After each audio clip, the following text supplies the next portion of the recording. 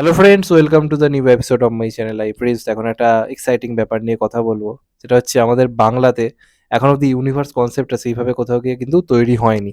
আমরা যদি হিসেব করে দেখি, তো সেই হিসেবে বলতে গেলে আমরা যদি কবে ইউনিভার্সের কথা বলি, যেটা সৃজিত মুখার্জি করেছে, সেটা একদম থোপে টেকেনি। মানে ওটা এখনো ইউনিভার্সে সেইভাবে বলা যায় না। ওই জোর করে ভিঞ্চিদার এটাকে অ্যাড করে কোনো রকম একটা করা হয়েছে, তো লোকে ওটা নিয়ে যে বিরাট এক্সাইটেড এমন কিছু ব্যাপার কিন্তু নয়, বা বিরাট একটা ইউনিভার্স তৈরি হলো এরম ফিল কোথাও গিয়ে কিন্তু দেয়নি। এবার একটা বিরাট ভরসার জায়গা বাংলাতে প্রথম ইউনিভার্স কনসেপ্ট তৈরি করার জন্য, একটা বিরাট ইউনিভার্স যেখানে আমরা স্টার সুপারস্টারদের একসঙ্গে দেখতে পাবো। তো সেটা কিন্তু এই মুহূর্তে দাঁড়িয়ে সবচেয়ে বড় নাম কিন্তু মির্জা। আপনার যদি মনে থেকে থাকে, যখন মির্জা প্রথম অ্যানাউন্সমেন্ট হয়, মানে মির্জা যখন সেকেন্ড বার অঙ্কুশ নিজের প্রোডাকশন হাউস থেকে করে, দেখবেন অঙ্কুশ একটা কথা বলেছিল যে এবার শুধু সারপ্রাইজের খেলা হবে, স্টেডিয়াম প্রত্যেকটা সিঙ্গেল স্ক্রিন স্টেডিয়ামে পরিণত হবে। এবার অঙ্কুশের যে বক্স অফিস যাচ্ছিল সেখানে দাঁড়িয়ে এই কথা বলা মানে অতটা কিন্তু সহজ ছিল না। তো অঙ্কুশ বললোটা কি করে? কি এমন এই সিনেমায় থাকছে যে কারণে অঙ্কুশ এতটা এক্সাইটেড? তো যেটা খবর এখন অব্দি রয়েছে, এমনটা প্ল্যানিং রয়েছে, এমনটা যে হবেই একদম ফাইনাল তা কিন্তু নয়। কিন্তু এমনটা চান্সেস মানে বিরাট একটা রয়েছে যে আমরা কিন্তু মির্জার খাদানের একটা ক্রসওভার কিন্তু দেখতে পারি, এবং এটা নিয়ে রীতিমতো সিক্রেটলি কিন্তু সম্ভবত আলোচনা হয়তো দুটো প্রোডাকশন হাউসের মধ্যে হয়েওছে, এবং এইভাবেই একটা প্ল্যানিং করা হচ্ছে। এবং আপনারা কদিন আগে দেখেছেন, খবরও এসেছিল আনন্দবাজারের তরফ থেকে এবং আরও বিভিন্ন জায়গা থেকে, যে দুটো অভিনেতাকে অ্যাপ্রোচ করা হয়েছে মির্জাতে ক্যামিও করার জন্য। একটা হচ্ছে সোহম, এবং আরেকটা হচ্ছে দেব।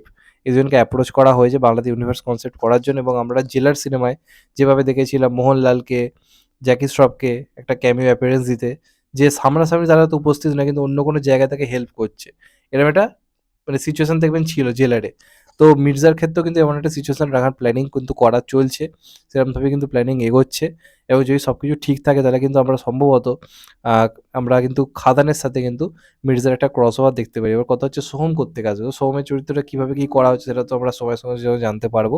তবে দেবের কিন্তু থাকার একটা বিরাট পরিমাণ চান্স কিন্তু রয়েছে। এবং এই দুটোকে মিলিয়ে, মির্জা এবং খাদানকে মিলিয়ে কিন্তু একটা বড় ইউনিভার্স কিন্তু বানানোর প্ল্যানিং চলছে।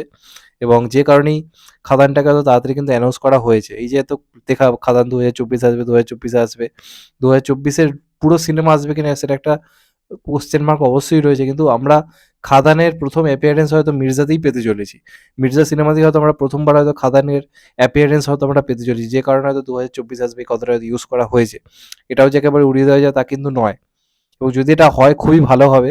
মির্জার মাধ্যমেই এমনটা প্রথমবার বাংলাতে ইউনিভার্স কনসেপ্টে প্ল্যানিং করা হচ্ছে।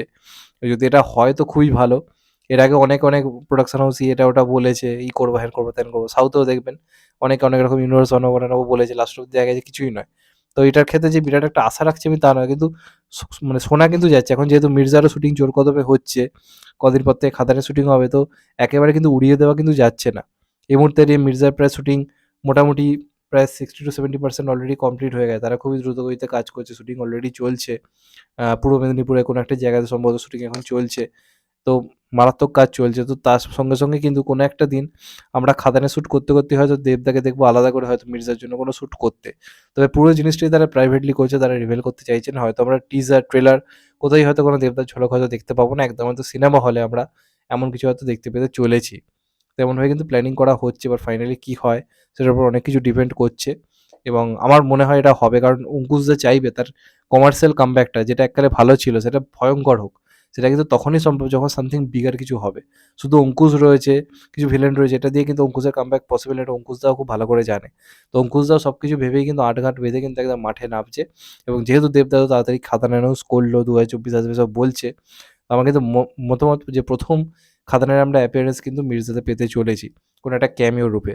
এবং এরকম যদি একটা সিচুয়েশন থাকে যেখানে মির্জা দুর্ধর্ষ অ্যাকশন করছে কোনো একটা বিপদের সময়, দেবদার পা পড়ছে সেখানে এসে বাঁচাচ্ছে, মানে বুঝতে পারছো কিরম ব্যাপারটা গিয়ে পৌঁছবে। তো দেখা যাক আলটিমেটলি কি হয়। তোমাদের এটা নিয়ে কি মতামত অবশ্যই কমেন্ট করে জানাও। আর যদি চ্যানেলটা নতুন হয়ে থাকো চ্যানেলটাকে সাবস্ক্রাইব করে দিও, আর কেটে বেল আইকন। ভালো থেকো সবাই, টেক কেয়ার, নমস্কার, আবার দেখা হবে। সবাই ভালো থেকো, সুস্থ, নমস্কার, টেক কেয়ার।